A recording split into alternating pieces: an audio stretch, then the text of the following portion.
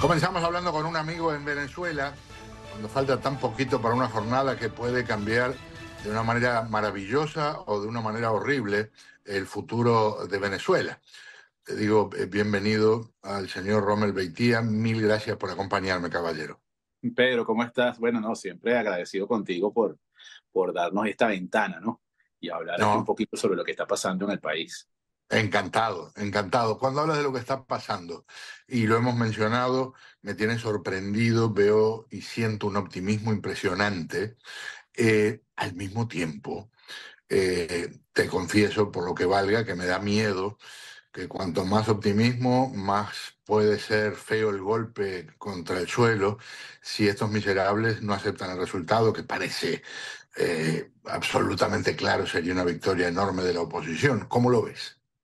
Mira, bueno, una de las principales cosas que yo he visto, por lo menos que me parece acertado desde el liderazgo de la oposición, es que más que optimismo, lo que tenemos y lo que hay es una energía hacia avanzar. ¿Me explico? O sea, justamente hay un discurso de no caer en triunfalismo, que me parece muy importante de cara a la población como tal, porque no se trata esto de sentir que ya ganó nadie y estar, digamos, en plan de repente de celebración, porque yo creo que esto es un proceso y es un proceso que no tiene nada de sencillo.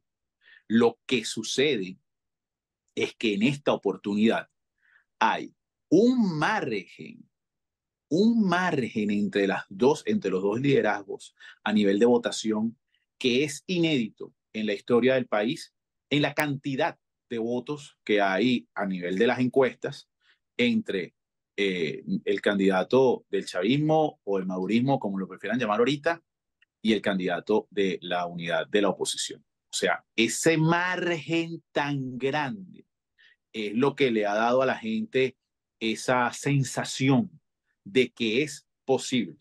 Sin embargo, el que sea posible, que haya una posibilidad, no quiere decir que esa posibilidad sea sencilla para nada. Ah, Y en las últimas horas hemos visto pues algunas circunstancias preocupantes con el tema de la observación internacional, ¿no? ujú.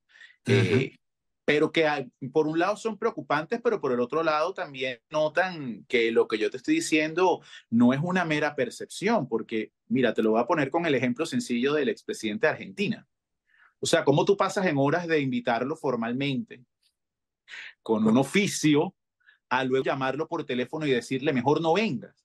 Y el No, mejor no horrible. vengas, no, y cuando tú lees el mismo expresidente, se nota o sea, lo atónito que queda él con la situación, porque Sí. básicamente, y ojo, mira, si yo creo que una de las personas menos fanáticas de ese señor que puede haber en el mundo luego de los argentinos soy yo, pero eh, la explicación que él da es una cosa que escapa de todo, porque cuando tú ves las declaraciones que él hizo, simplemente lo que dice es básicamente que, bueno, el que gana acepta la victoria Claro. y avanza, y el que pierde se retira.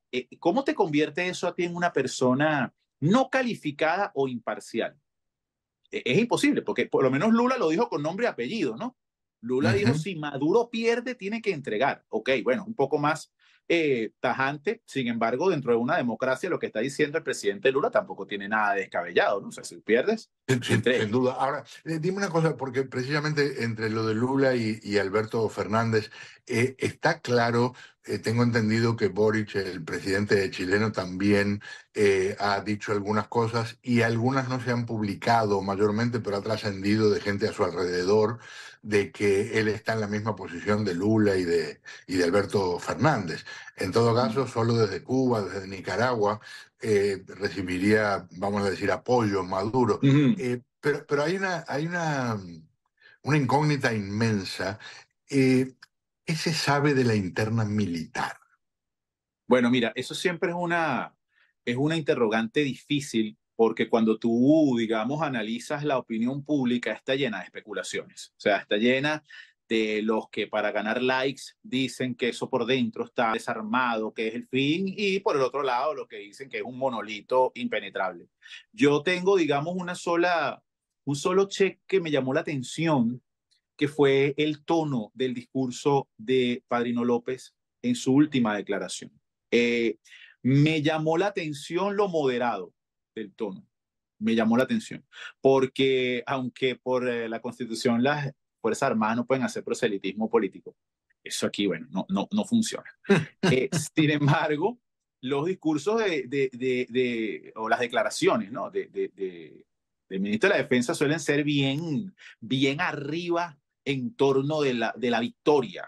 O sea, se suele ser siempre es qué tan aplastante va a ser la victoria. Pero en esta oportunidad, él dijo lo mismo que dijo Lula y que dijo el expresidente argentino. Uh -huh. El que gana asume y el que pierde se va, y ese será el rol de la Fuerza Armada. Ojo, yo aquí no te quiero decir que es que eso se va a volver una cosa institucional, no estamos hablando de la Entiendo. actitud institucional. A mí lo que me llama la atención es la moderación del discurso, o sea, como persona que Uh -huh. maneja comunicaciones, es extraño cuando tú ves a alguien que siempre habla de estar rodilla en tierra y que vamos a la victoria y que la victoria siempre y que no volverán, que en vez de decir eso, diga, bueno, el que gana, ganó y el que pierde tiene que aceptar. O sea, ahí evidentemente, no, sin caer en conjeturas de qué es lo que va a pasar, es evidente que hay algo que está generando ese cambio. Sin Es duda. evidente. Te Perdóname, escucho. algo que mencionaste más temprano. Hablabas de, bueno, como se le quiere decir, chavismo o madurismo. Uh -huh, Una de las cosas que me han dicho es que mucha gente que todavía tiene amor por cosas que hizo Chávez uh -huh. se ha alejado mucho de lo Sí. que es el madurismo. Y en realidad el madurismo, Maduro en términos de carisma, o sea, Uh -huh, los dos fueron dictadores. uh -huh. Uno todavía lo es, pero en términos de carisma, Maduro no le llega a la rodilla a Chávez. Lo que me llama la atención es que hay gente que me dice, no es que de repente los chavistas quieran democracia, pero no verían con malos ojos, muchos de ellos, que Maduro fuera derrotado y que comenzara un nuevo camino. Porque mira lo que sucede. La diferencia es, digamos, o como yo lo veo, ¿no? La diferencia es en cómo avanza el proyecto. ¿Te acuerdas de que a veces uno de los temas de Venezuela que no se ha entendido incluso a nivel internacional es que no se trata de una persona, sino un sistema? O sea, lo que ocurre aquí es un sistema, no una persona. Y a veces la supervivencia de un sistema se basa en poder, en algunos momentos, adaptarse para poder avanzar y poder retomar incluso hasta posiciones de poder. El sistema pareciera estar condenado a un futuro bastante incierto con el liderazgo de Nicolás Maduro. Ese es uno de los puntos importantes acá. Y eso ha generado, más allá del tema ideológico, eso ha generado que a nivel de círculos importantes de poder, la gente que es toda la vida ha acompañado el ideal chavista, le hayan dado la espalda. Y es público. O sea, mira, yo te voy a decir una Uh -huh. cosa, y tampoco él no es santo de mi devoción, como decimos aquí en Venezuela, pero Andrés Izarra está en campaña por Edmundo González. Estamos hablando de Andrés Izarra. Estamos hablando de Andrés Izarra y está ¿Cómo en cambia? campaña, es una campaña. Y ojo, no es que, o sea, cuando digo que está en campaña, no es que él salió y dijo que es de la unidad o que es de 20 Venezuela, no es que se cambió de partido político, es que él, desde el profundo chavismo que todavía profesa, está totalmente enfocado a que Maduro salga en las elecciones. Entonces, ¿esto a qué se debe? A que se percibe distinto el proceso. Y en las bases también pasa lo mismo. O sea, eh, sin decir en ningún momento que el gobierno de Chávez fue mejor, porque la palabra mejor no cabe, las circunstancias en las que se manejaban los recursos que iban a las personas más necesitadas en la administración de Chávez son muy diferentes a cómo se manejan ahorita. Eso lo percibe la gente. Eso lo percibe la gente. O sea, el discurso de que solo las élites están contra el chavismo se desapareció. Eso no existe. Ni siquiera ellos mismos lo dicen ya. Porque no es así. Ahorita la base popular es la que le ha dado el impulso que tiene María Corina, no son los ricos, es la gente que está, cuando tú ves los videos, la gente que abraza a María Corina, que llora, que le pide que por favor la rescate, no son señores multimillonarios en trajes de diseñador, Es una señora, chico, que tiene un muchachito cargado. ¿Quién cargaba bebés en las campañas aquí hace unos años? Esa medida no se puede ocultar y esa medida es más fuerte que la medida de una encuesta. Esa es la verdad. Eso yo creo que es la verdad que preocupa.